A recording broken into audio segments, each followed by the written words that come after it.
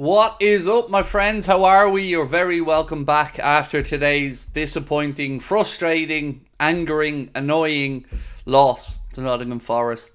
We've all a little bit of time, I guess, to reflect on the game. I still haven't shaken off the frustration, if I'm being honest with you. But I wanted to come back on tonight just so we could discuss it and we could have a chat about what you guys think, what we need to do moving forward, and of course, how we can make sure that this type of performance doesn't happen again. Full credit to Nottingham Forest, as I mentioned earlier on. They deserved their victory today. They came, defended well, took their chance when they got it. So they deserve their credit. But for us, it was a lifetime away from what we were playing like before the international break. Going in at half-time, many of us felt like we could find a way to turn it round. We've seen it done before this season so far with Arne Slot, but unfortunately, we just weren't able to do it today, and we got to take it on the chin. How are you, bud? I'm not great, Billy. I'm not great, mate, after the performance. But look, it is what it is, you know. There's not too much we can really do about it other than take it on the chin and hope it doesn't happen again. Or make sure it doesn't happen again. It's probably a fairer reflection of it. It was a bit of a mad day all around. Everton, I don't know what is going on with them. 2-0 up, managed to somehow lose 3-2 to Villa. And yeah, it's frustrating. I'm sure everybody is as annoyed as I am by that performance today. And there isn't too much we can do about it until we play on Tuesday and we can try and put it right. Liverpool will lose 5-0 to AC Milan. I mean, you're just an idiot. I'm all up for a bit of banter and I'm all up for United fans or whatever coming in and having a laugh with us, but there is more chance of me showing up here with a hair like Rude Hullet than there is Liverpool losing 5-0 to a bang average AC Milan team. I mean, I get it. You want to try and have a laugh at us when we lost, and that's fair enough. But my God, 5-0 to Milan. Are you sure about that? I think it's fairly safe to say we won't be beaten 5-0 by Milan, mate. Yeah, Harry, I hope that was. I hope you enjoyed your 2 seconds of coming in to spam the chat. I mean, wow, lasted all of 2 seconds there, Harry, before you were booted out. What have we got? Harry Klein, how are you, sir? Let me get your comment up on screen for you. Said, may have lost today. Let's win the Champions League. I mean, wow. We got to win on Tuesday, mate. We've got to. You know, if we don't win on Tuesday, then this very quickly goes from a blip into a bit of a crisis already at this point of the season. I didn't see that coming today. I got to be honest with you, I didn't. I knew Forest were going to be no mugs, but I did not expect such a tepid performance from us. You know, you give Forest their credit. The referee, I don't think, did much wrong or anything like that either. So we just have to look inwardly today. It is one of those days that are frustrating. Colin, is that the only comment you know?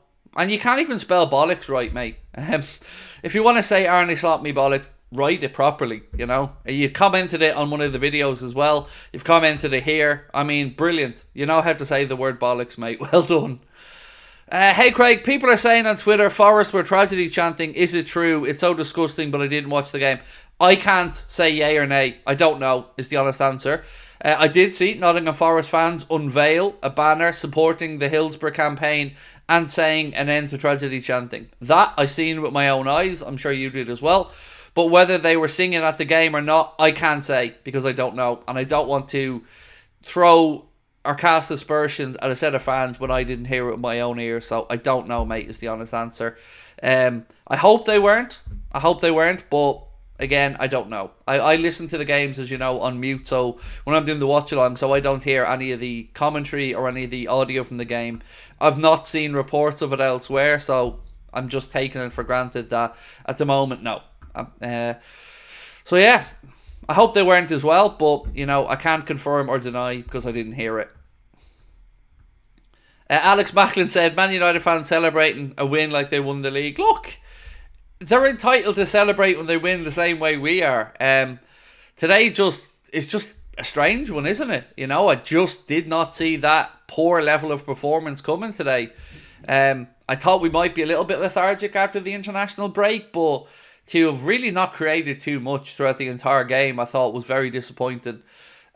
Arne Slot knows this. I mean, he was speaking after the game. I'll read you out some of his comments. He said, not to the process, but it's a big setback. If you lose a home game, that's always a setback, especially if you face a team. You never know, maybe they'll go all the way to fight for the Champions League places, but normally this team isn't ending up in the top 10. So if you lose a game against them, it's a big disappointment, although they were organised and structured really well today. How will we react? I want to see the same energy every single day after a big win, after a small win, after a draw, and after a loss. We need to go out to work again tomorrow, analyse what we did well and what we didn't do well. There were things we could improve on after the Man United game, and we showed them also a few good things. That's going to be the same tomorrow and the day after. This was a different game to the one we played until now because we faced a low block. The team we faced played really low. Because of a result of that, we have a lot of ball possession, but we're not able to create a lot. So this is a real welcome to the Premier League for Arne Slot, because we are going to face teams that come and sit back with a low block. This shouldn't be a surprise to anybody. It's up to us to find a way to break them down. And I don't like it when our players or our coach or anybody else moans about a team coming and sitting back with a low block. They're there to get a result. They're not there to please everybody. They're there to do what they need to do. Dig their heels in, sit back, defend, and try and pinch a goal. They did it. And credit to them. We need to figure out a way to make sure that this doesn't happen again, and that when we do face teams with low blocks, we find a way to get through that low block. And today we didn't. That's the easiest way I can summarise all of it. Craig, what do Liverpool do with Núñez at season's end? Sell or keep? So at the minute, it's not looking great, Stevie boy. It isn't. You know, I'm not going to sit here and say anything other than Darwin Núñez has a lot of improvements to make. An awful lot. This was another disappointing cameo from him from the bench. But he wasn't on his own today. We can't just sit here and blame Darwin Núñez. All of our attack-minded players today were off it. Mohamed Salah had a very poor game. Diaz had a poor game. Jota had a poor game. Szoboszlai, a little bit better than poor. McAllister didn't look himself. Gravenberch, I thought, had a good game. I thought Gravenberch played well. Our centre-backs, not too bad either. I think Virgil was the better of the two today, in my opinion. Full-backs, I'm not very pleased with today's performance, to be honest with you. And Alisson Becker, I don't really think did too much wrong either. So, you know, that's kind of my assessment of the game. We didn't create enough. And that's on us. Again, I don't like lazy moaning about low blocks. We should know about this. It's the Premier League. These things are going to happen. And it seems to be an Achilles heel that has caused us problems for a very, very long time. Under Jurgen, now under Arne Slot today. And we need to figure out a way with the level of attacking talent that we have at the club to make a low block not an issue. Find a way to get through, break them down.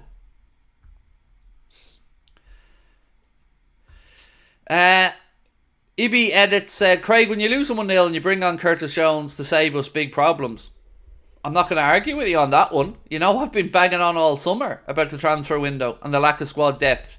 And all I ever get from non-viewers of our channel, viewers of our channel know where I'm coming from, but all I ever get in social media or from other people is that I'm negative, that, you know, I'm moaning about the owners for no reason. I'm not. I'm being honest in what I see. And like you've pointed out there, my friend, the lack of squad depth is going to cost us. Not bringing in another quality midfielder, not bringing in a centre-back. This will cost us over the course of a season.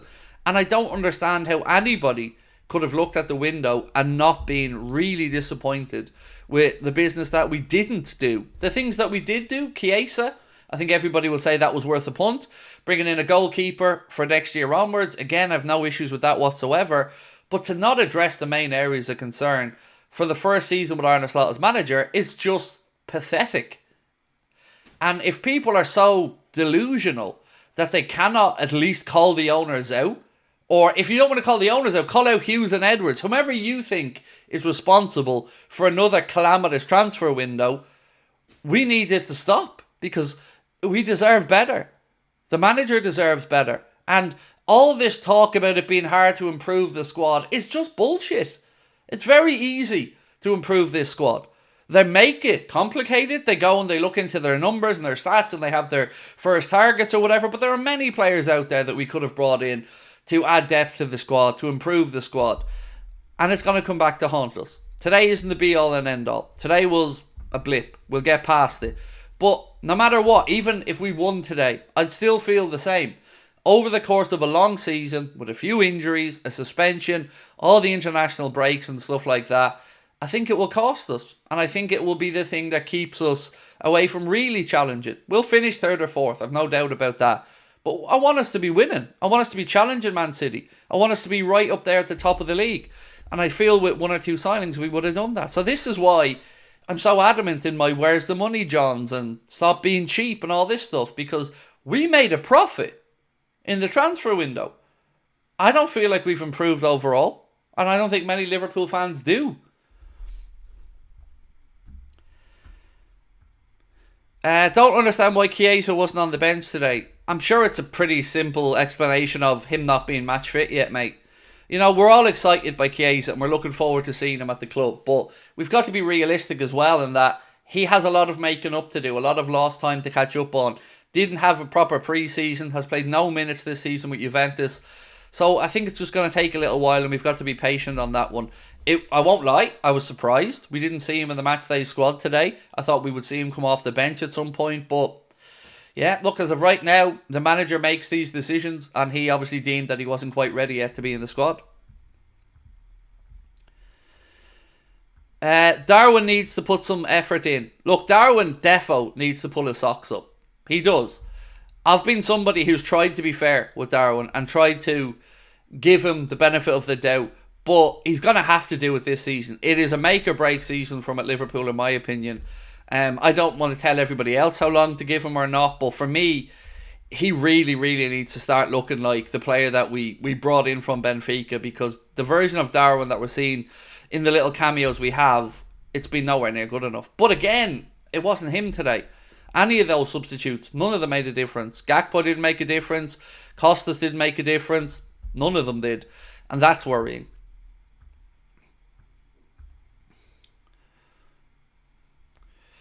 Hope you're doing okay. Really pissed off today's 3 points lost. It's early in the season, but shouldn't have lost to Forest. I agree. I thought after we beat United before the international break, home game after the international break, some of our boys not having to go away like Darwin and Chiesa, I thought, yeah, we could be alright for this one. And even at half time, you know, watching the first half, I was saying to myself internally, yeah, it's not been great first half, but Arne Slot will get them in. He'll G them up. He'll tell them what they're doing wrong. He'll try to fix a few little things and we'll come out in the second half and we'll look better. But we didn't. And as the second half went on, Forest started to look a little bit more dangerous on the counter-attack. And it was, again, us giving away possession that led to Nottingham Forest goal. Now, they still had a lot to do before they scored, and full credit to them for the goal. But defensively, we weren't very good. I think Conor Bradley certainly could have defended that situation a lot better. To allow the player to get a strike in without any challenge on him, I just don't think that's good enough either.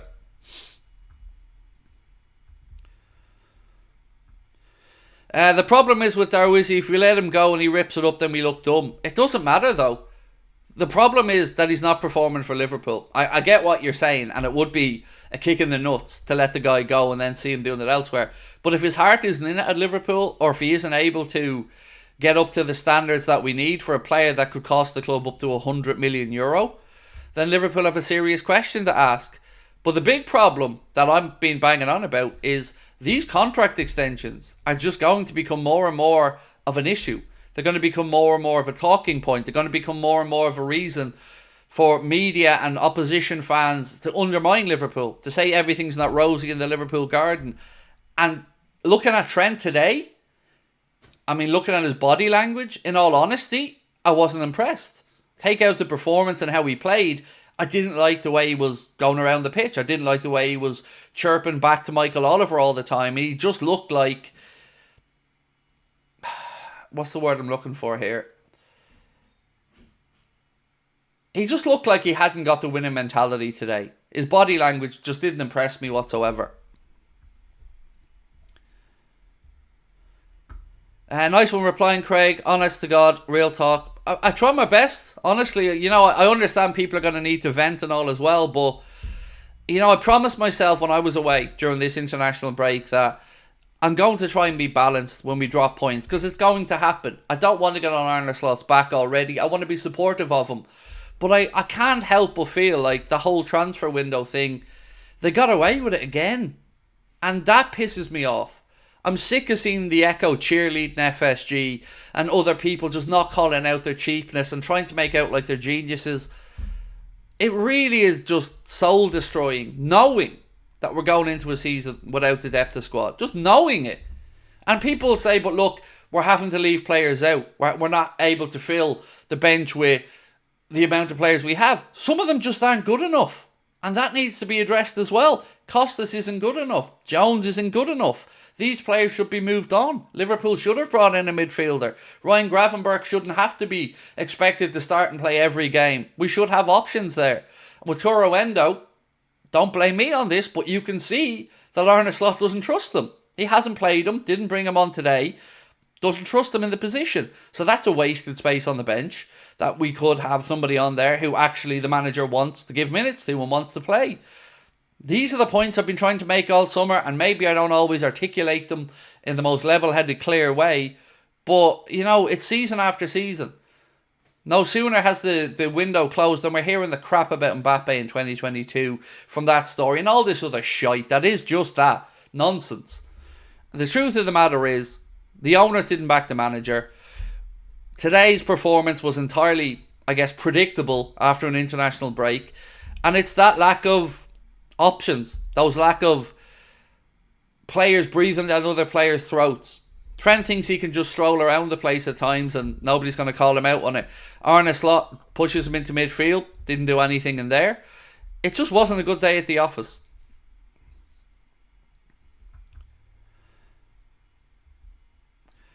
Seriously, we need to kick these pointless international bore fests off. Look, it is, but we can't use it as an excuse because every team in the Premier League lost players during the international break, and every team is going to have to put up with players, you know, going around the world and coming back in. If you're in the Premier League, you probably have some internationals in your squad. We didn't have the 12:30 kickoff today. We had a home game at 3 p.m. against Forest, and let's be honest about it, with all due respect to Nottingham Forest, we expect to win those games as Liverpool fans at home.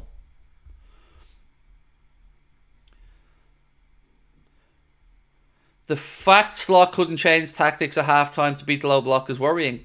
See, I don't really put this on Slot. I put this on the players. Arne Slot did change up the tactics. He did switch to a 3 at the back. He did try to push 5 into midfield. The players just created nothing.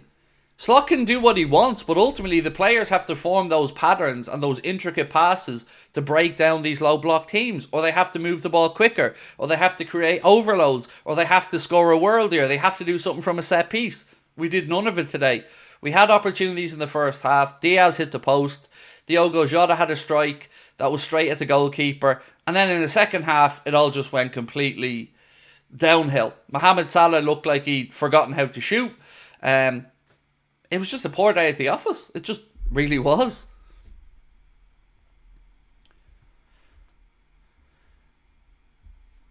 Darwin looked like a player who knows his days are numbered.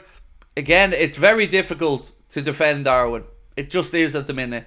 Anybody who is criticising him, look, he's got to take it on the chin. He needs to pull up his socks and he needs to show that he wants to be here and he needs to show that he's good enough to be here. That's as honest as I can be about it. We have the team that we have, the squad that we have now until at least the January window. We've got to figure out ways. Games are going to come thick and fast. What I was surprised about today actually was that Arne Slot didn't alter the starting 11 at all before the game. I thought we may have seen 1 or 2 changes. Maybe Gomez brought in, potentially even a change up top. But he didn't. He went with the same 11. It didn't work out. And it's up to him now to learn that this is the Premier League. It is a difficult league to grind out wins week after week. And you can't do anything but come in and play at 100% or you're going to be punished.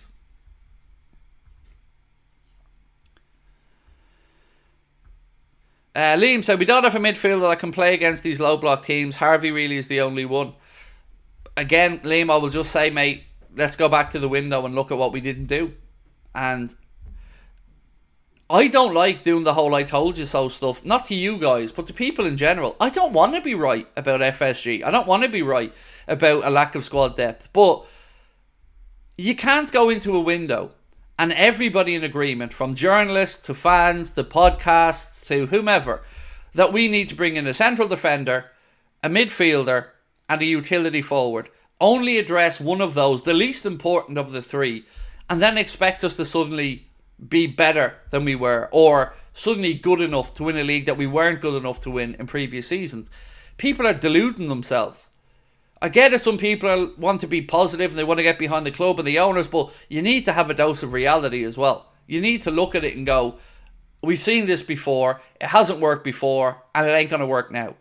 And it isn't. So the owners, again, are cheap. I can only say the same thing so many times.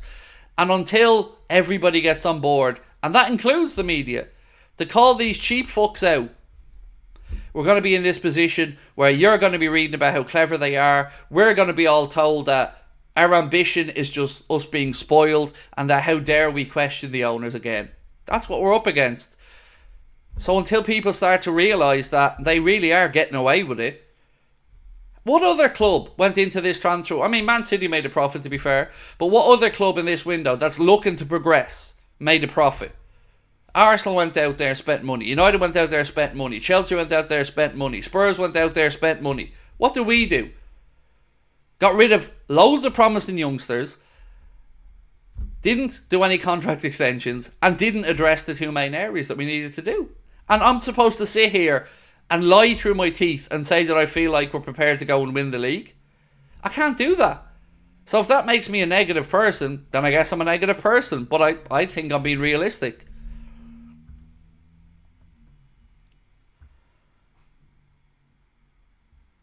I don't understand what this means, mate. I've no idea what this is supposed to say or mean.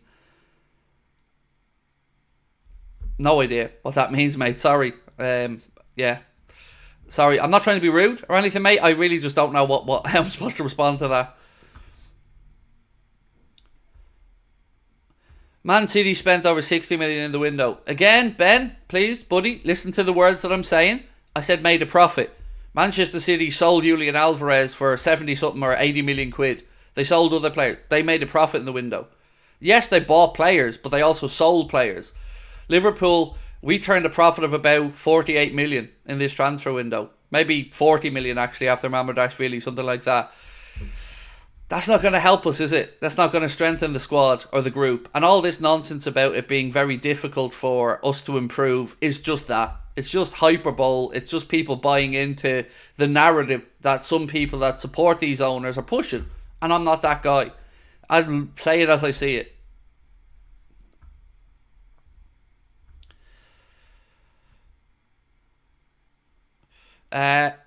Liverpool made a profit then, didn't they? Yes, we did, mate. We absolutely did make a profit in this window, and that's what's unacceptable about it.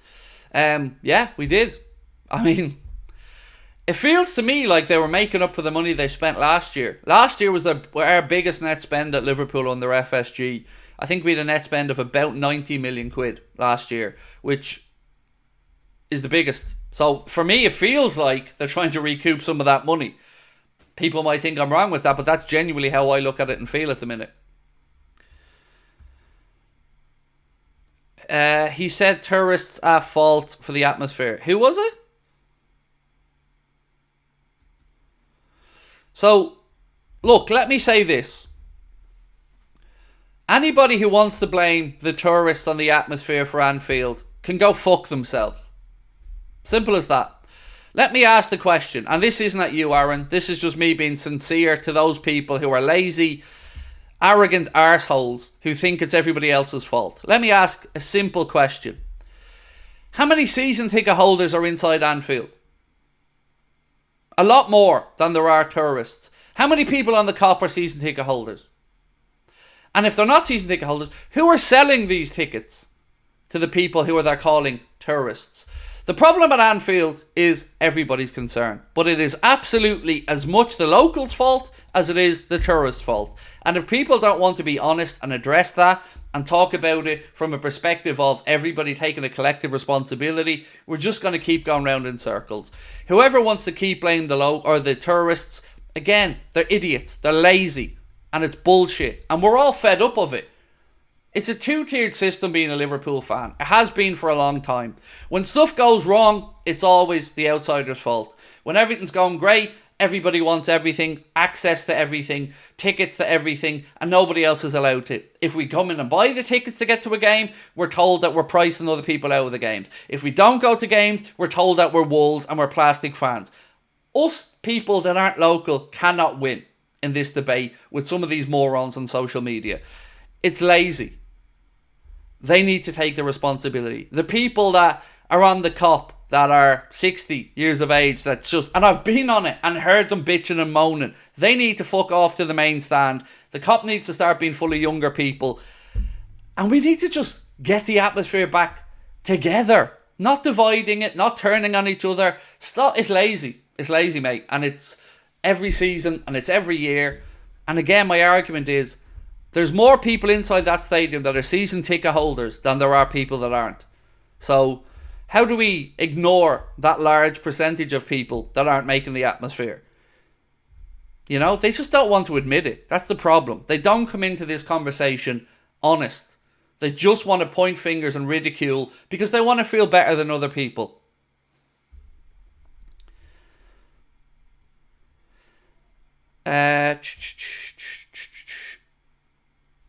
I think the issue with Darwin is not learning English. He has learned English.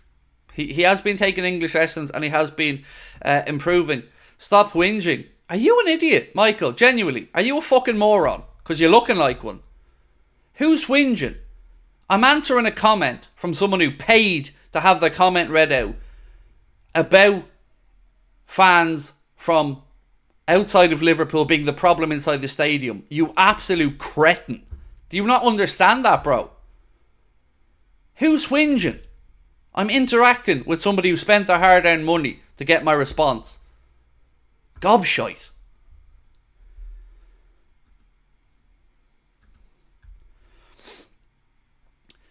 Good evening, Craig. Not a good win for Liverpool today. Disappointed. Hope you do better on Tuesday. Yeah, we have to, mate. And look, as I said, I want to make sure Forest get their credit today because they came, they defended well, and they took their chance and scored a good goal. So full credit to Forest. We need to be better, though.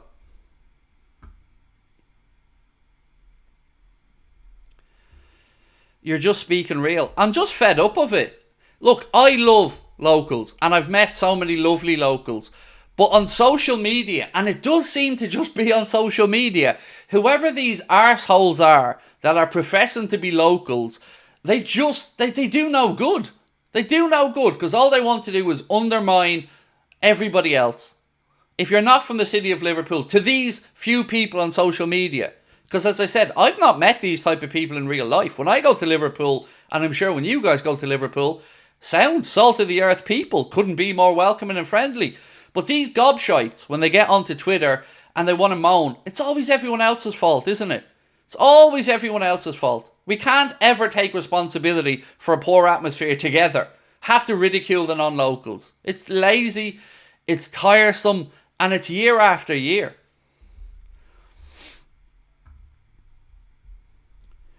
Why couldn't we upgrade on Curtis, Morton or Endo? It makes no sense. I don't know, bro. Many of us threw names in the summer that we would have liked to have seen. What got me was reading about Liverpool not being able to attract their top targets at centre-back. When that story came out in the last week or so, that worried me as well. I mean, how are we not able to attract players to Liverpool Football Club? What's going on there?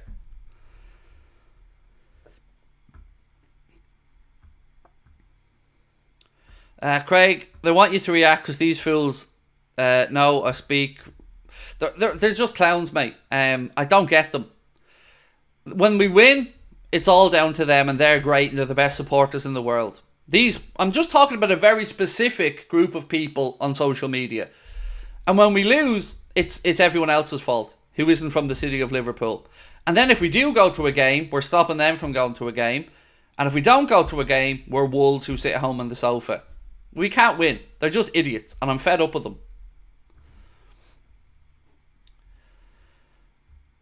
Real Madrid are bigger than Liverpool. Yeah, Real Madrid are probably the biggest club in the world, if we're being honest about it. But look, There's problems at the club that we need to sort out. The obvious ones, the contract situations, the futures of some important players. Then we need to sort out the next transfer window. But look, today was a return to reality. It shows you that if you're not prepared and you're not at it in the Premier League week after week, you're going to come up against it and you're going to find yourself frustrated. And unfortunately for us as Liverpool fans, we've seen low blocks cause us these frustrations before. And this is nothing new. It might be new to Arne Slot. Maybe it's new to him in the Premier League, but it's not new to us as Liverpool fans being frustrated by a low block.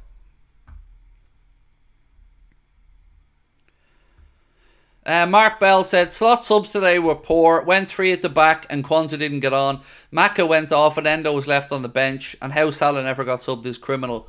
So, I'm trying to remember if I'm right about this, Mark, with regards to the timing of the substitutions. I think, if I'm not mistaken, bro, we made the first triple substitution when the game was still 0-0. So we made that change where he took off 2 of the forwards, replaced them, and then I think when we went 1-0 down, he made the other changes where he brought on Costas and he moved Trent into midfield and we went to 3 at the back. That certainly felt to me like a bit of a desperate roll of the dice rather than a proactive solution that we thought was going to pay off. And look at the bench though. You know, we can talk about the subs not being great, but who else was on the bench to bring on, in all honesty, Mark? That's the argument against the transfer window again, bro. There's not really... I mean, let's look at the bench. I have it here in front of me. Gomez was on there. You could absolutely make an argument that Joe Gomez could have got some minutes. Endo, I mean, he could have got some minutes, but the manager clearly doesn't fancy him, so he'll have to live and die by that decision. Darwin, he brought on and he stunk the gaff up. Jones, ditto, brought on, didn't do anything. Cody Gakpo, brought on, didn't do anything. Costas, brought on, didn't do anything. So other than Kwanzaa, there's not really anybody else he could have brought on. So,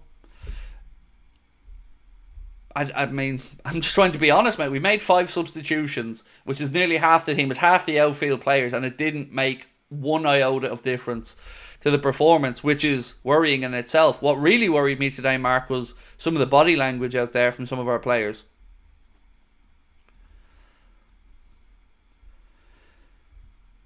Aaron, thank you for your super chat, mate. Said, one worry today was the lack of a plan B. Forest were never going to take the bait and press high and allow us to play through. Gibbs, White, Man, Mark, Ryan. I agree. Today was one of those days where we had to create something. They weren't going to give us an opportunity to win the ball back high up the pitch and counter them. You're right. We needed to create something. So you were looking for those intricate, quick movements in and around the penalty area, or to create an overload with a quick switch of play, or when Darwin comes on, for him to use that big physical frame of his and the crosses to coming into the box, give him something to fight for. None of that came around today. We resorted to pot shots from distance that were awful. Really lazy crosses into the penalty area that didn't seem to have any aim to them or reason to them. It was just fired in low into the penalty area to nobody, and we just didn't show that composure that you need to break through. Sometimes you need to thread the eye of a needle. You might have to make 2, 3, 4 passes. Sometimes you need a bit of luck, sometimes a worldie, sometimes a set piece. We managed none of them, unfortunately. Scott Engerson said, international fans make LFC global. F the haters. You're right, mate, but this is the life of a Liverpool fan. When things are going bad, we're always scapegoated for being not born in Liverpool. When things are going great, we're still pushed out. There is just a 2-tiered system for Liverpool fans. It's an unspoken thing. It's true. There's a 2-tiered system. And us international fans or non-local fans, a lot of the time just can't win. Now, there are many lovely, sound, welcoming locals. Many of them. But whoever this minority of idiots are that are active on social media, that love to just piss all over everybody else, I don't know what to say about them. You know, they aren't adding anything to the conversation. They aren't adding any goodness to the club, to the fan base. They're just trying to divide everyone. They're trying to turn fans against each other. I don't get it.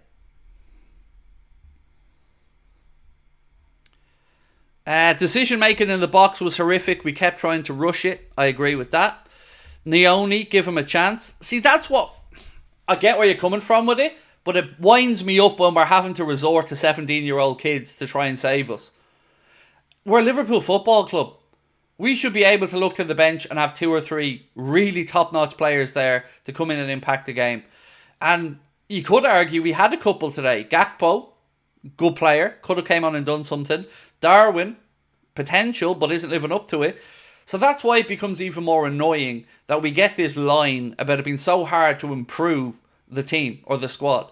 It's not really. There's definitely 2 or 3 players there that are punching above their weight and probably shouldn't be at Liverpool, and Costas is one of them. Slow build-ups don't give Núñez a chance. Nothing seems to give Núñez a chance, though. Slow build-up, balls into the channel. He's a big physical lad. He should be able to get in the end of those with headers. He should be able to use his physicality in the penalty area to hold off a defender. I mean, what are his strengths? You know, what should we do to get Darwin up to speed? Because every time I've seen him play this season, he's had opportunities when there's been space in behind. He's had opportunities when we played against teams with a low block, and he's not done anything. You know, we can't just keep saying, oh, Darwin needs to just get his finger out and up his work rate. You know, that's the honest answer here. We can't just keep pampering the lad. He needs to do it for himself.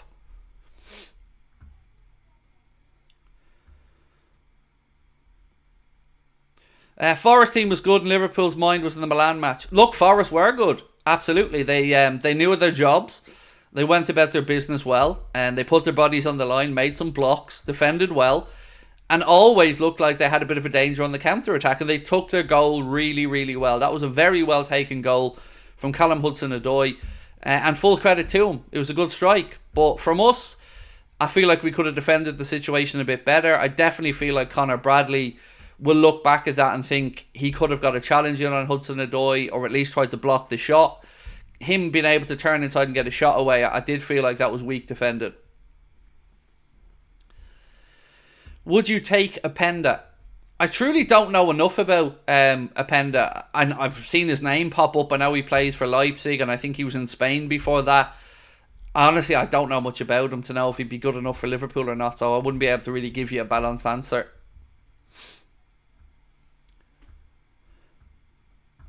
Hack said, when Núñez scored the brace against Newcastle and had a good run of form to January, I thought we finally unlocked him.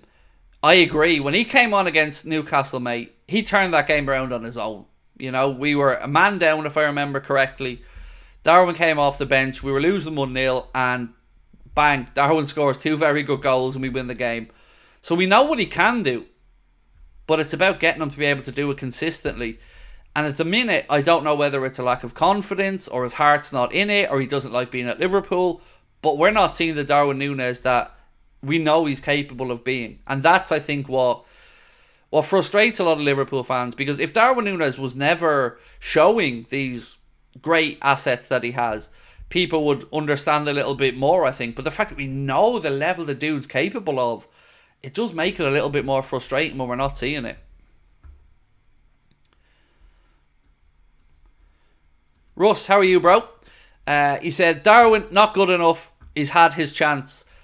Well, at the minute, we're going to have to kind of persevere. You know, we probably get Jayden Danns back in maybe, another 4 weeks, something like that.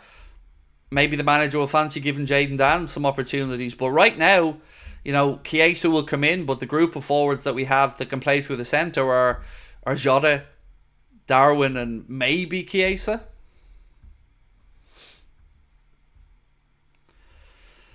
Darwin has attributes, Gakpo has nothing. Well, I tell you what, one of them's had a far better Liverpool career than the other so far, and his name's Cody Gakpo. So you may say Cody Gakpo has nothing. I would respectfully, very strongly disagree with you on that one.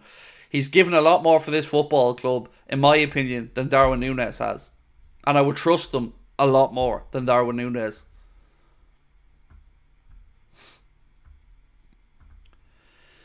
Doesn't look like Zubamendi's even playing for Sociedad. No idea. I did see something during the week, actually, that was a bit weird.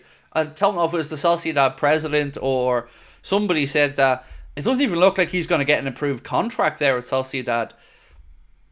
It will be interesting to see as January approaches if this conversation comes back up about Liverpool again, because Sociedad look really poor this year. And maybe he will change his mind. I don't know, but you know, we are where we are at the minute, and we can't really change anything about this squad until the January market, so we've got to figure it out. Do I think Chiesa will play on Tuesday? I mean, you could make a valid argument as to if you are going to introduce Chiesa in for a first game against an Italian side in a level of football that he knows well. You know, Milan seems as good an opportunity as any, but I'm still a bit surprised that he wasn't even in the squad today for the match. So I don't know what to expect with regards to Tuesday. Billy, I'd love to see him included in the squad, but at this moment, mate, I just don't know. Derek said, we don't have a proper striker, Craig. That was our problem. It's one of them. It's certainly one of them. But look, if we're being honest, Derek, scoring goals hasn't really been a problem for us. It hasn't, you know.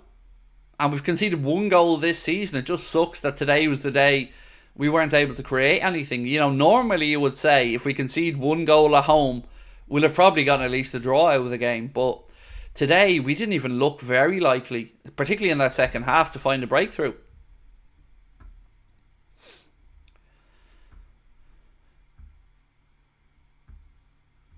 Amar said, Craig, you were absolutely right when you were frustrated with the summer transfer window. What frustrates me the most, Amar, is the way people go at me like I'm somehow some lunatic who just wants to have an axe to grind with FSG. I don't. I would have nothing happier than us getting one or two signs we needed in and going, cool, let's go. Let's see how we get on this season. But season after season, we're underwhelmed in the window with these owners. And all these false promises and false dawns and false opportunities to sign generational talents and this crap about Mbappe. I'm fed up of it all. It's just too much bullshit and not enough action. These owners are cheap. If people want to bury their heads in the sand on that, I can't help them. But I'm not going to stop calling them out, no matter how much abuse I get, because I know I'm right. And it's not because I don't back Arne Slot, and it's not because I don't back the players. It's because I believe in Arne Slot that I want him to be backed. It's because I know that we're only a couple of signings away that I'm so angry about it. Because we're close, but they won't make that last step. They won't commit. Now, some people will say it's got nothing to do with FSG. It's down to Richard Hughes and Michael Edwards. And there's probably some truth to that. But my argument would be the owners employed these guys.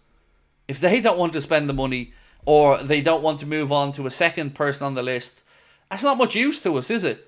We can all be pedantic and talk about needing to get the perfect guy. But if that perfect guy doesn't want to come and it's 1 year, 2 years, 3 years, when do we say, hang on a minute here, something about this process isn't right?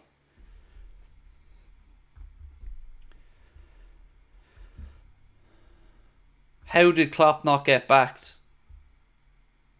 Again, look at the transfer spend. It's out there for everybody to see. Look at the money United have spent since Ten Hag has come in, and look at that against the money Liverpool have spent. Now, I'm only saying United because you're a United fan, mate. He hasn't. We average about a 40 million net spend under FSG per season. That's not going to win you league titles. It just isn't. Klopp overachieved with what he was given. And that makes it even more annoying. Because you know, if Kloppo had gotten the backing and gotten those 1 or 2 extra players, who knows? We could have been talking about another 3 or 4 trophies. That annoys me. Because we know how good Jurgen was. We know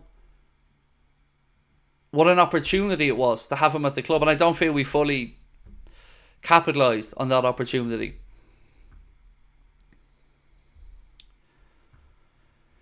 Andre Nielsen said, what's funny is most of the fans forgot about CDM and centre-back after we got Chiesa in the first wins, and now they complain after the first loss. Exactly. And this is one of those situations, Andre, where sometimes I just can't win.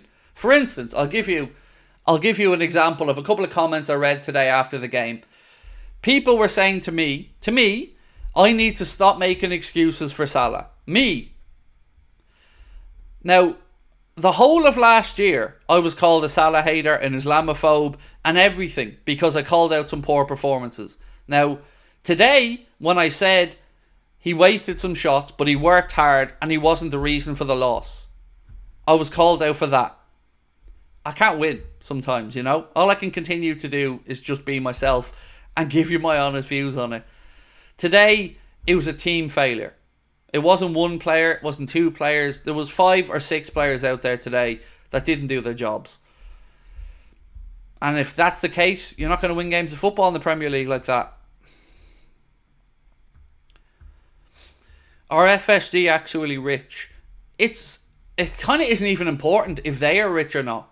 What's important is that Liverpool Football Club have the ability to go into the market and spend money, but we chose not to. So the owners, I think people need to just stop thinking about how wealthy owners are. It's what the club generates and what the club's able to do in the market. We have the ability, without any FFP or concerns like that, to go and spend. The owners choose not to. And that's the problem. It's not an inability to do it, it's a choice not to make the investment.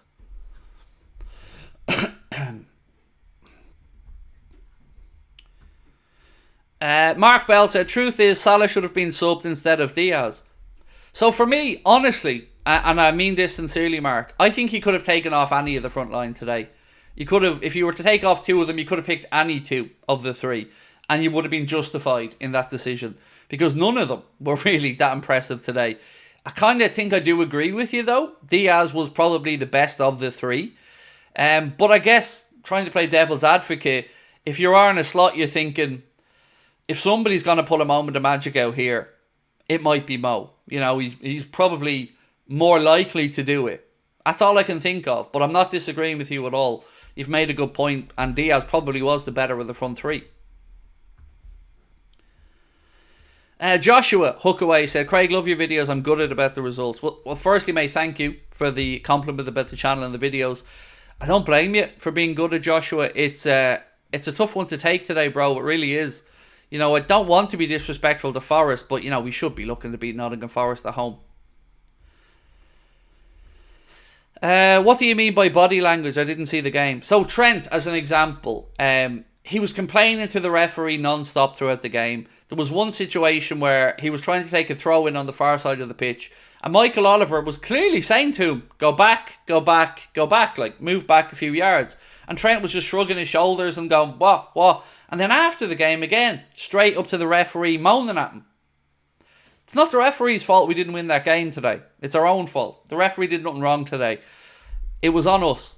And Trent just had a look about him today that he just didn't look like he was enjoying himself. Or he didn't look like this was a good day for him. His body language just to me seemed off.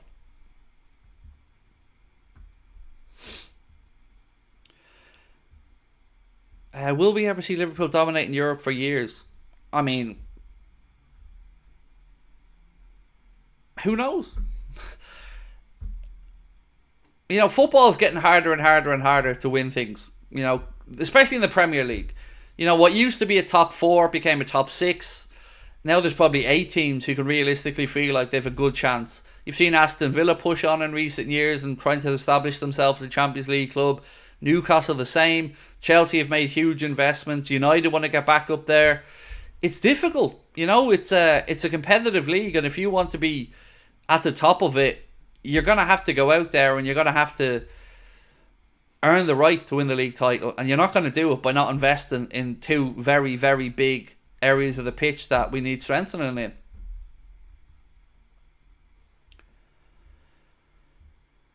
Sporty Edit said, so frustrated with the result, we have to improve with what we did wrong and come back stronger. Exactly. The good news, I guess, is we have an opportunity to do this on Tuesday. Tuesday becomes a far bigger game now in my mind, because if, let's just say, worst case scenario, we go to Milan and we lose, then it becomes a problem at the club. Then we start looking at the contract situations with more negative eyes, thinking, are these players already checking out? And, you know, all these questions, whether they're right or wrong, are going to start being brought up, and everything will start undermining the club, and these little things become bigger issues. We need to sort this quickly, and the best way to do that is by bouncing back and getting a result away against Milan.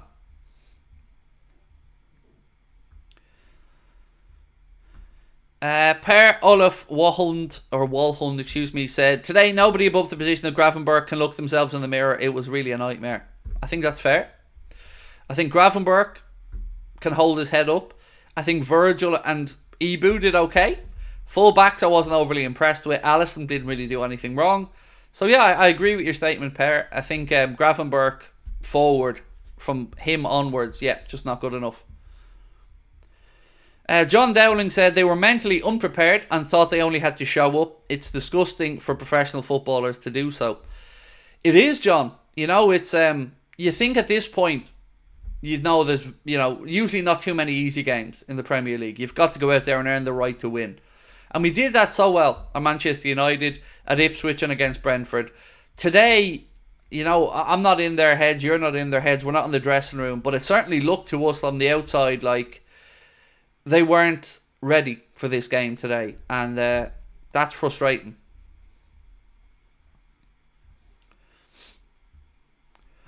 Rookies Football Analysis, thank you, bro, appreciate that.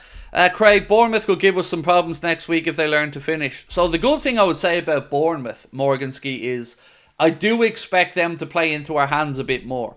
Bournemouth usually are a team that come, try to play, get at you, and I believe will leave some space for us to exploit. So I'm always confident going into play Bournemouth because usually we do have that space to work in.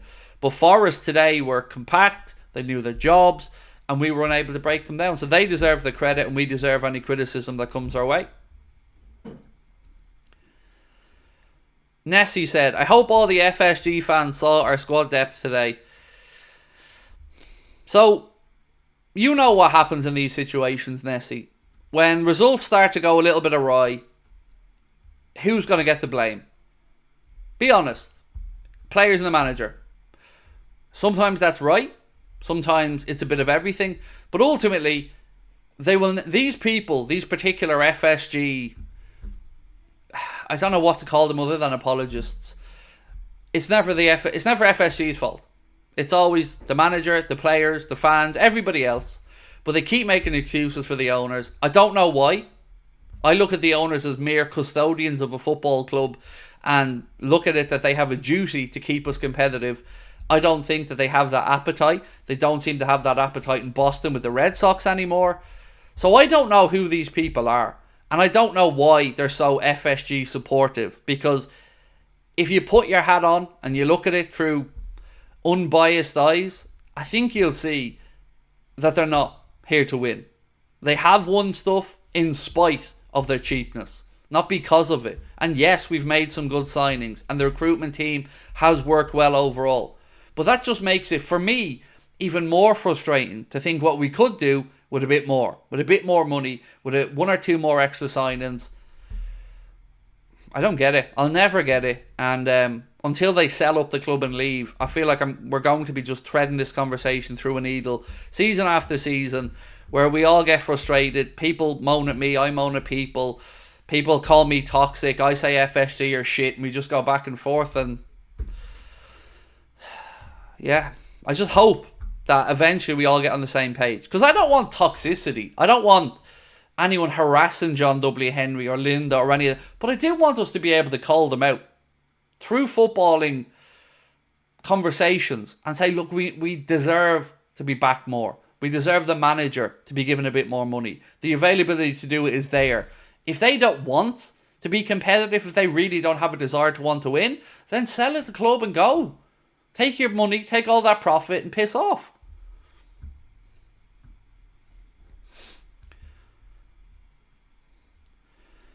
Per Olaf said, Craig, even if Slot, as new to the Premier League coach, doesn't know the hard competition in the league, wouldn't one expect the players to be on their toes? 100%, sir. Absolutely. There's no excuse for it, mate. You know, even if it was a little bit of naivety from Arne Slot, as you've rightly pointed out, bro, there are players out there who know the Premier League and know what they're up against. So yeah, you don't just show up and win games of football in the Prem. You got to go out there and win them.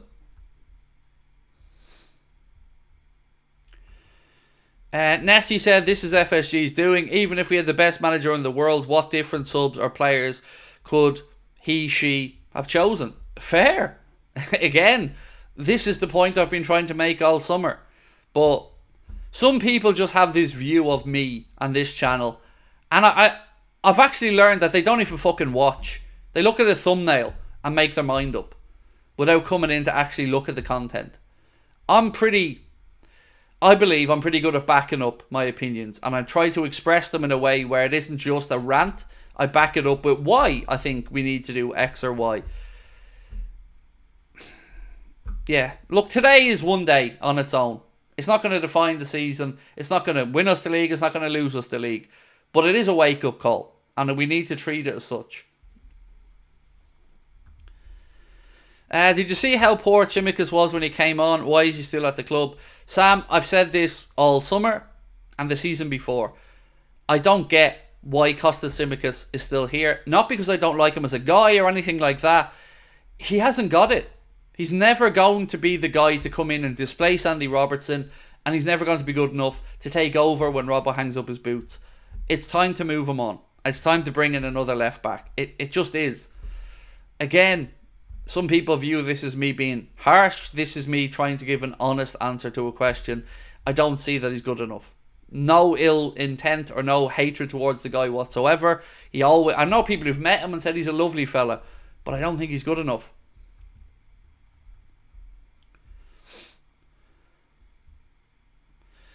Please help me, this result is painful. It is what it is, Troy. You know, we've got to just shake it off and come back better. That's all we can do, you know. Dissecting this result, losing our minds over it, it's not going to change it. You know, we have a chance on Tuesday to put it right, and then we have a chance again next Saturday against Bournemouth to go out in the Premier League and put it right. And that's what we have to do.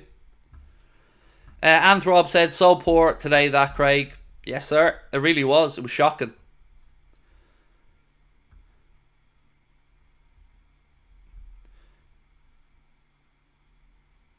Tsimikas and Jones wouldn't get into the starting 11 of half the Premier League teams. That's how bad they are. What really gets me though about the Jones stuff is, apart from whether we think he's good enough or not, he picks up way too many injuries and he's going to have to be managed. So he's not going to be dependable. That's another aspect of the Jones conversation that, if we're to be entirely honest about it and remove the is he only in the team because he's Scouse or not conversation, availability is going to be an issue for Jones. He said this himself. He'll have to be managed an injury throughout most of his career, or certainly for the foreseeable. So again, yeah, I don't see why he's taken up a squad place when I think a majority of Liverpool fans don't think he's good enough.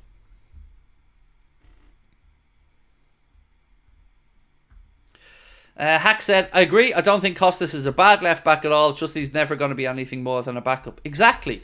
And when we keep getting told, Hacks, that it's so difficult to improve what we have at the club, it's answers like yourselves there, or when I say it, that make that argument show up as bullshit.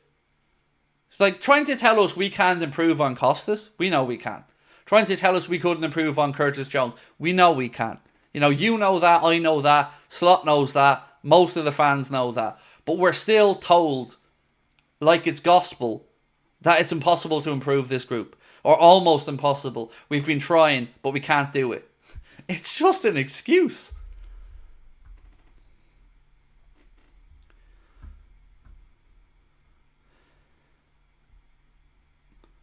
You guys know how us United fans feels now. We've had this for 10 years. Mate, you're forgetting that I'm old enough to have had you dominating as well. Like, I grew up when United were winning everything. So, it's not like Liverpool have had this amazing 10 years where we've won 5-6 league titles and 4 European Cups. We've had a little bit of success in recent times, and I'm very appreciative of that, but you guys have had a lot more success in my lifetime than we've had with regards to league titles and that.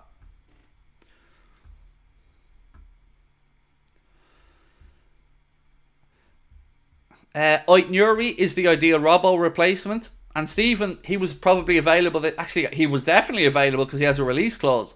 So if Liverpool wanted Aït-Nouri, we could have signed him. Do you know what boils my blood? I'm going to read you out some things that I read over the last few days.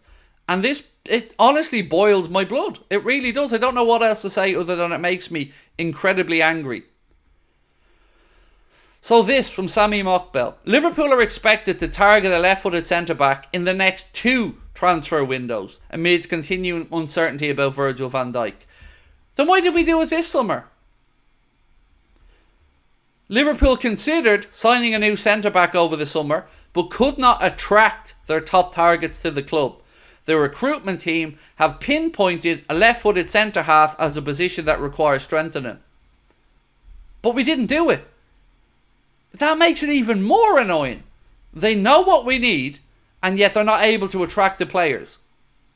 Isn't that concerning for the owners, surely? For one reason or another, whether it be a new manager, a lack of the wages that the players want, or whatever, we're unable to attract the players that we want to sign. We're unable to attract Tchouaméni. We were unable to attract Bellingham. We were unable to get Zubamendi out of Sociedad. We were unable to get Caicedo. We were unable to get Lavia. You know, at some point you have to say, why? Why are we unable? Or why are we going after these players that aren't willing to make the move? I have my own theories about why.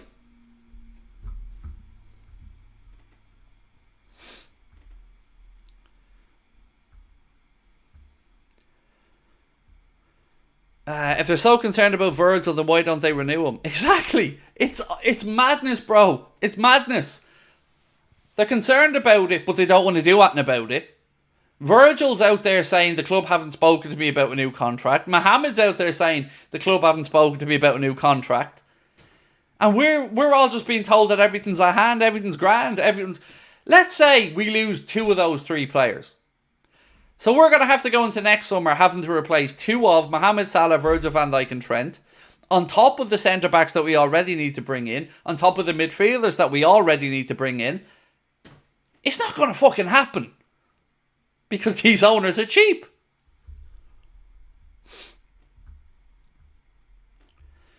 Nicholas Young said, do you think maybe with the centre-backs it's not seeing a route into the starting 11?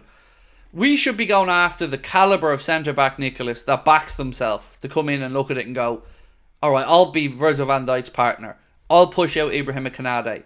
You know, you don't want players coming to your club that aren't backing themselves. What really got me this summer, and I thought it was going to be a moment. I thought Liverpool fans who were supporting FSG would finally wake up when this happened. All summer, correct me if I'm wrong, we were told that the only reason that Liverpool weren't trying to sign Lenny Yoro was because they had a belief that he was destined for Real Madrid. Many journalists then started to write, if Real Madrid don't pursue him, that Liverpool would be straight in there to sign Lenny Yoro, who they view as a generational talent. Now what happened? Real Madrid didn't want to pay the transfer fee. Did we step up to buy him? No. Manchester United came in and bought him. And what did we have to read? Liverpool didn't want to pay the wages. Liverpool didn't feel there was value for money. Fuck you. You're cheap. That's the answer. It's got nothing to do with it. Lenny Yoro is viewed by many people as a potential generational talent of a centre-back. And we didn't want to give the kid 140 grand a week. So we want a player who knows he's a generational talent, who knows he's a really good player, but we don't want to pay him accordingly. We don't want to pay 30 million quid for a centre-back that could do us for 10 years.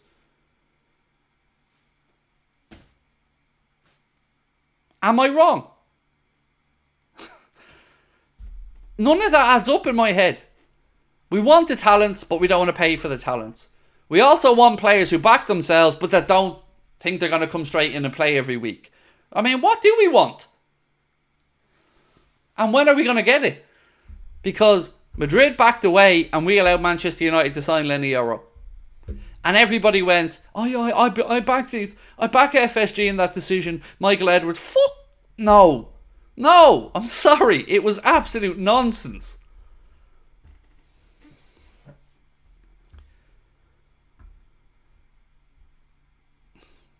But then people lapped it up. This is what boils my blood. Looking at the Echo, who were supposed to represent the city of Liverpool, and all they do is support the owners blindly, no matter what they do. How many headlines do you read about?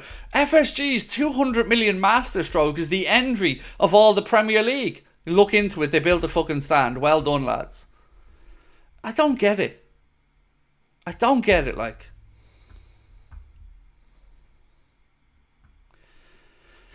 Craig, would you drop Salah against Milan and play Chiesa? No, I would drop Jota and play Chiesa. If we were to make a change in the front line, I would put Chiesa through the centre and move Salah to the right. And I'd probably stick with Diaz on the left. But I don't expect him to start against Milan, to be honest. I hope he's in the matchday squad, Chiesa, but I don't expect him to start. What do you not get? The making of money of... They're making money. They're making more money of tickets. What I don't get is why people are buying it. So they built the main stand to get more people in, to get more money. Are we seeing the benefit of that in the transfer market? Built the Annie Road in. Again, are we seeing the benefit of that in the transfer market? So where's the positive for the fans? You get to go to the game and you get to pay more money to FSG. Brilliant. But we're not seeing that reflected on the pitch, are we? You know, that's my problem with it. That's the frustration. All these things that they get the credit for.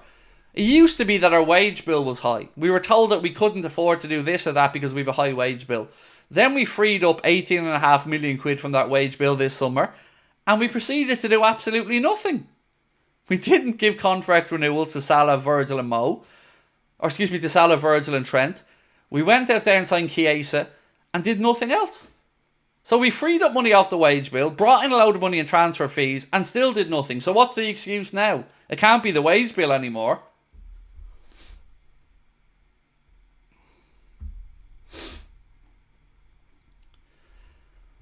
What's the point of making money if you don't invest it into the club? Yes, that's the point, bro. That's the very point. What's the point in doing all these extensions if it's not going to show us that we're going to see better players being brought in or money spent at the club?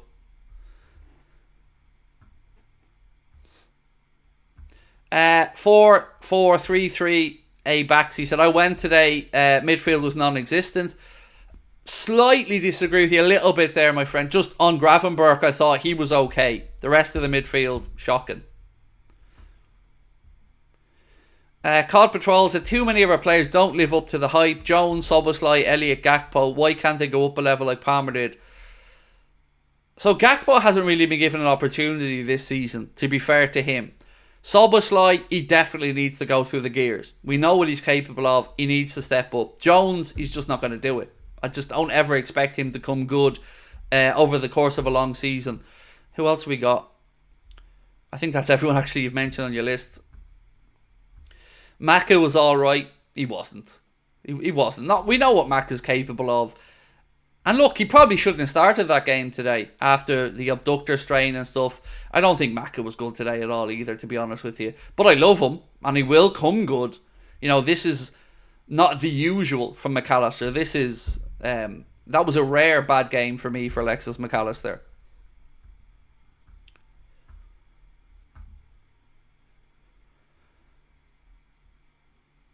Our fan base overrates our players. They can definitely be improved upon. Look, there's nothing wrong with people backing players.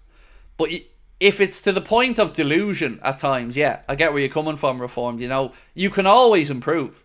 I don't care what team you are in the world. You can always improve. Jurgen Klopp said it himself when he came in. Every year you want to bring in one or two players. You want to increase competition. You want to put a few new fresh faces in and around the group to keep it freshened up. Do you think they'll make signings in January? I honestly don't know, mate. Difficult market in January. Usually it's a bit of a desperation window. I really don't know. I mean, I'm going to be speaking to David Lynch on Monday. We'll talk about the game, of course. We'll look ahead to the Milan game. We'll probably look at what might come up in the January window. At this moment, I really don't know what to expect in January. Andre said, Craig, let's be honest, if you had to start Jones, where would you put him? Left wing, CDM? I mean, I would put him in a position where he would make as little damage as possible. I'd probably play him left side of a midfield three in the advanced role, but he wouldn't be getting into my starting 11, to be honest with you, unless I was riddled with injuries.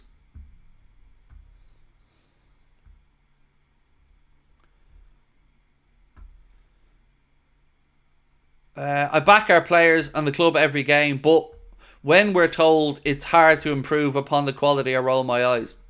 I don't think you're on your own there, my friend. I think many of us would be in that camp of rolling our eyes and being frustrated.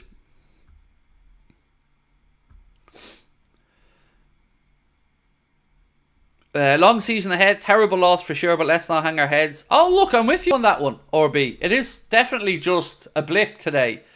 A disappointing blip, a frustrating blip, but all in all, you're right. You know, we can't dwell on it. We've got an opportunity, 2 games over the next 7 days to put it right, and it's up to them to give a reaction. And this is when we'll see what they're made of. You know, we'll see how Slot reacts, and we'll certainly see how the leadership and those senior players of the club, your Trents, your Salahs, your Virgils, we'll see how they react to this. Because they don't need you, me, and anyone else to tell them this wasn't good enough. They know.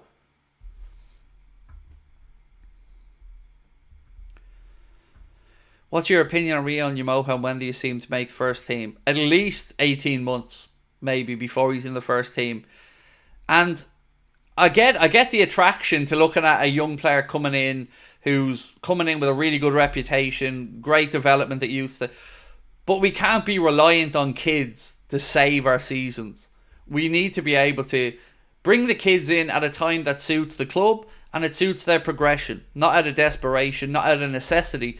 We need to do it at the right time. And to do that, they should be coming into a winning team. They should be coming into a team that's full of confidence, not to come in to have to be a saviour like Bajcetic was 2 seasons ago.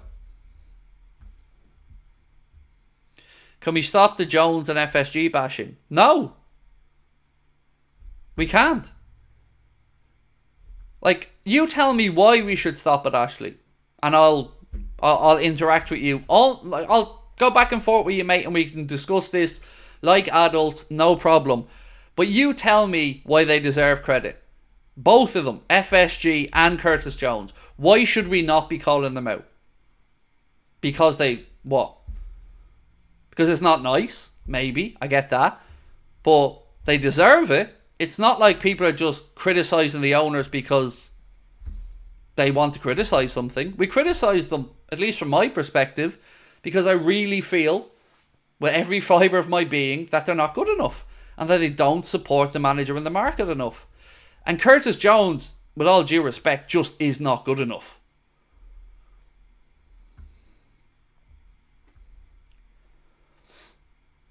And look, I'm not shouting you down, bro. I'm not having a dig at you. I just don't understand what the positives are there to be cheerleading them on. Jones has come back from injury, and FSG have won us every trophy possible. And before Jones' injury, was he amazing, was he? Did he bag 20 goals last year from midfield? No. That's right, he didn't. And FSG have won us everything. FSG have won us fucking nothing. Jurgen Klopp and the players won it for us. And again, to go back to your argument, do you like winning one of everything? Because as much as it's great to win trophies, winning more trophies would be lovely. You know, when you get to the top of the mountain, you want to stay there. You don't want to go back down because you don't strengthen from a position of strength. FSG got to the point where they had this club right there, challenging at the very top, and they couldn't be arsed to keep it there. They hadn't got the stomach to continue to invest into the club, support the manager, and this has caused us to be out of the Champions League last year and to be short going into another season. And nothing that anybody will say will ever change my opinion on that, because they're cheap. End of. I don't give 2 fucks about FSG. They are merely custodians of a football club. I support the club. I support the players and the manager. They're there to sign the checks and make sure we're competitive. End of. I don't give a shite about John W. Henry, Tom Werner, Linda, or any of them. I don't wish them any harm or any ill feeling, but they're not doing their fucking jobs. Simple as that.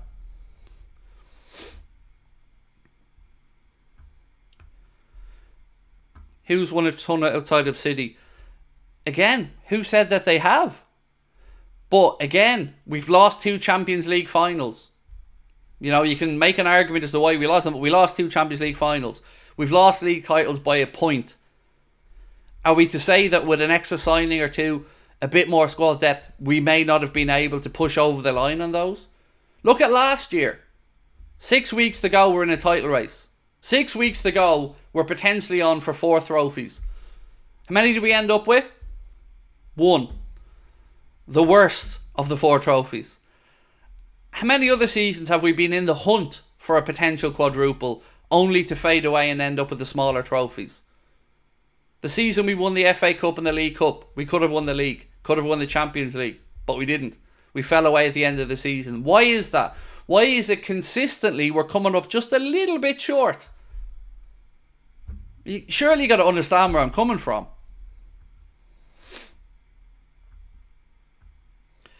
FSG expanded Anfield, how are they cheap? Okay, I'm about that close to booting you out. I'm going to explain why they're cheap, because you're either being willfully thick or you're just trying to wind me up. FSG did nothing. FSG loaned the club money that the fans are going to pay so that they can have... It's like you put an extension on your house and everybody else in the housing estate paying for it.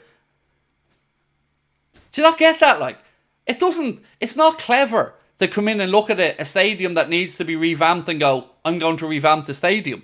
Especially when you're going to see the benefit of that when you sell it. They didn't do it for the good of their health. They did it to bring in more revenue and increase the value of their asset. And we have not seen any strengthening of the squad or any additional funds from that. So they didn't do anything. The fans that go to the games, that buy the jerseys, they're paying for that stand and the Annie Road end. FSG merely loaned the money. They're getting paid back that money with a little bit of interest to cover inflation, and they get the value of it at the end of it, of having the increased stadium cost. Not rocket science, bro. They've done nothing to the club. Again, think of it like this. You or I go into a housing estate and have a look around. And it's a nice housing estate, which let's call the Premier League a housing estate. You and I go in and have a look around this housing estate, and there's a few houses up for sale. We spot a house that's in a good position, that with the right work we know that we could flip for a profit. We go in, we buy the house. We stick an extension on the back of it. We do up the kitchen. We tart up the front garden. Stick a couple of Velux roofs or Velux windows in the attic, and we sell it. And we make a profit. Not genius stuff, right? That's exactly what they're doing. But in our scenario, they get all the upside of it, and you get to pay for it. Think about that. They see all the upside, the increased value, the increased revenue on a match day. You get to pay for it, but you don't see it reflected on the pitch. That's what drives me mad about all of this. It's not like FSG just came in and bestowed this money upon everybody. They loaned it to the club, that the club's fans are going to pay back, so that they can get those stands built and have an even more profitable sale when they piss off in the future. That's not rocket science.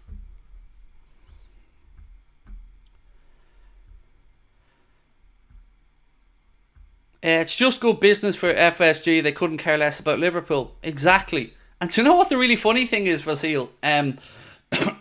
I've said from day one, you can go back and watch, I have absolutely no problem with the owners doing what they've done. Like, I've no problem with them coming in and making a fortune when they sell the club, as long as they make the team competitive.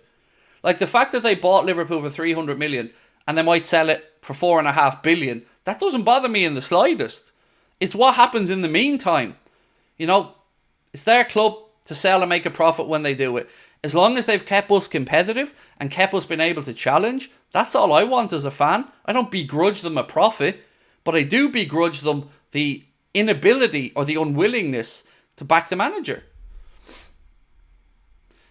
Craig, can we talk about the game and not FSG? We've talked about the game, mate. You may not have seen this, but like, this is my 6th hour of content today. I spoke about the game ad nauseum, done a match reaction on it, done player ratings video on it, done a recorded match reaction on it, done a podcast on it, spoke about it at the start of this stream, and we're only talking about FSG because the chat have brought up FSG.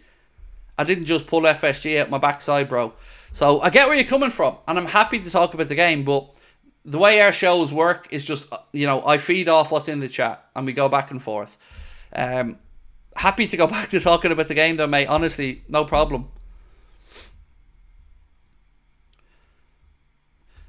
See, Tammy Gill said, no more FSG. We need new owners, Craig. All they're thinking of is money and they're not bothered about Liverpool. Excuse the language. You don't need to excuse your language to me, Tammy. It's perfectly fine. I struggle to express myself at times without swearing, so I get it. Look, today's just one of them days, isn't it? We're all disappointed. We're all frustrated. We didn't see it coming. Like, if we lost to City or Arsenal or somebody like that, you go, yeah, okay. But we lost at home to Forest after we should have been full of confidence going into this game. After a really good start without conceding a goal, 3 wins from 3, everything looked great. And I think it surprised a lot of us where this performance came out of today, because none of us really seen it coming, did we? Also, if we don't perform, shouldn't FSG be worried about their asset? No, unfortunately, the way football is in England at the minute, even the projections are for there to be a 6 to 7% growth in the value of clubs just because of TV deals and stuff. So, there was an email that was leaked at the time when FSG bought the club, and I think it was sent to John W. Henry, and somebody basically said that Liverpool was going for a song. It was there for a bargain. And again, I've no problem with them seeing that and doing the things that they've done to make it more valuable. My only gripe with them is in the transfer market. The Super League stuff, yes, of course, but that's been and gone. All I want them to do is just give more money to the manager. That's it. If they did that, you wouldn't hear me talking about them. You'd hear me critiquing the players and the manager for our failures. But we haven't been seeing them give the money to the manager, so that's why I've been so, I guess, consistently annoyed at them.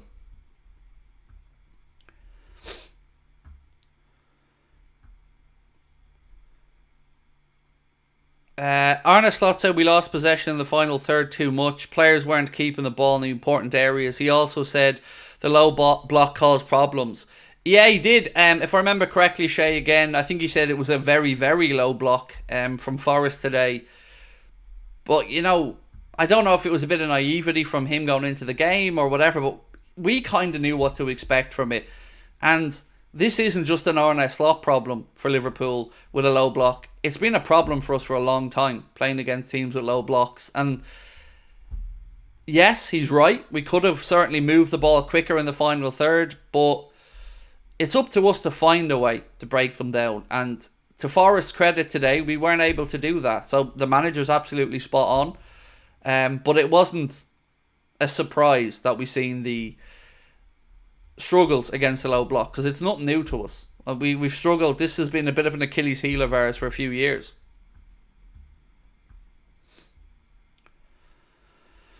Would you be satisfied if Liverpool were to finish top 5? No. Minimum has to be 3. Top 3 minimum. I say that because I sincerely believe we are at least the 3rd best team in that league. And I'm not trying to be arrogant about that. I genuinely believe that. But I don't want to go into a season thinking that can we get into the Champions League places. I want to expect, hope, dream, believe that we can win it. And we're not too far away from that, which is, again, what makes me so very angry. 1 or 2 quality additions and I think we would have been right there this season. And we could still be there, We're not... One result isn't going to change our entire season, but it certainly takes away the new manager bounce a little bit.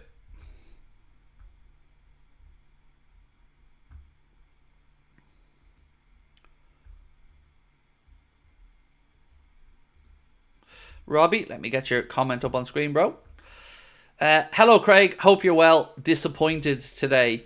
Very disappointed, Robbie, mate. Yeah, I really had to be honest, mate. I didn't expect this today. Didn't see it coming. Even at half time, I'll be honest with you, Robbie, I fully expected Slot and the lads to figure it out and us to come out second half and be better, but we just weren't, unfortunately. And it's just one of those days we got to take it on the chin and make sure that we come out on Tuesday and put in a better performance. Look, ladies and gentlemen, I'm going to call it a night, and I will see you guys tomorrow. Appreciate you all dropping in again tonight and giving up some of your time to have a chat with me. If you want to come and see us in Liverpool, the link is there to get your tickets at the top of the chat. I will see you tomorrow, no doubt, as well. We'll be back at 8:30 or 8:45 tomorrow night for another live stream. And hopefully then start looking ahead to the game against AC Milan over in Italy on Tuesday, where our Champions League campaign gets underway, and hopefully we can pick up the win. So until then, thank you as always for your thoughts. If we didn't agree tonight, don't worry about it. Hopefully we agree again in the future. I always appreciate you giving up your time to come and have a chat with me. So we'll talk soon. Bye bye.